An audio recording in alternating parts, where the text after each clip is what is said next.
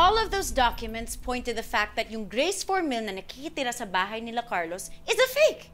She doesn't exist. Venus, hindi natin siya pwedeng kasuhan just because wala siyang government o private records. Maraming ganyan tao. Walang birth certificate dahil hindi na-rehistro nung isinilang sila. But what about identity theft? I mean, maraming Grace Formil dito. Baka magkapangalan lang sila. Pwede ka lang magsampa ng kaso of identity theft. Dapat may Hobart. o kaya yagang kilos prejudicial sa pangalan yon.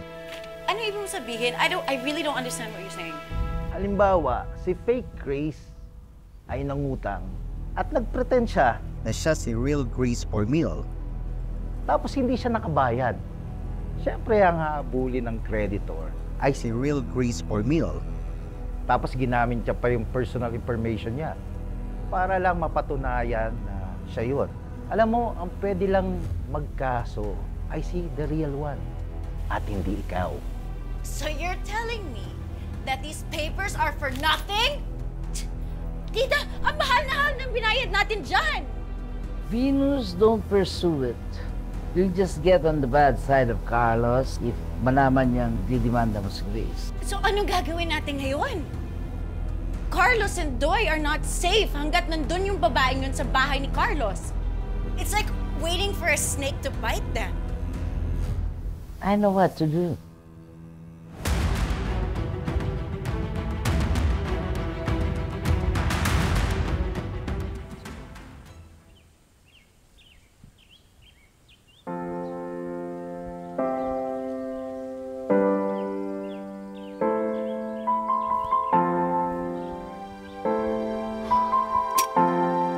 Carlos?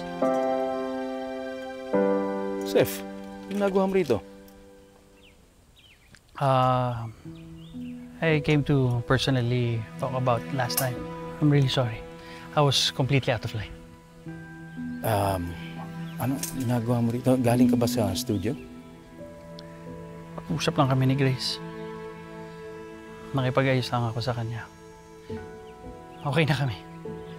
Kaibigan na ang turing niya sa akin. You can go ask her if you want.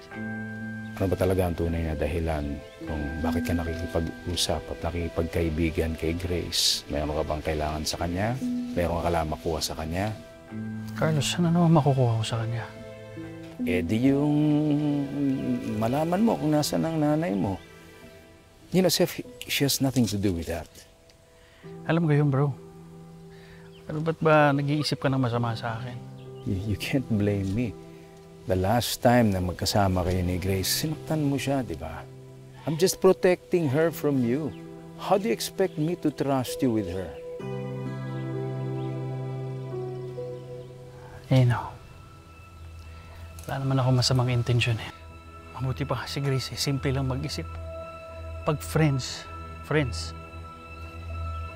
Alam mo, Seth, iba tayong kila Grace. Tayo, meron tayong mga self-interest, meron tayong mga motibo. Sa kanila, wala. Okay, kung ayaw mo maniwala sa akin, I guess that's on you. I just hope na intindihan mo din na kapag magkaibigan ay magkaibigan.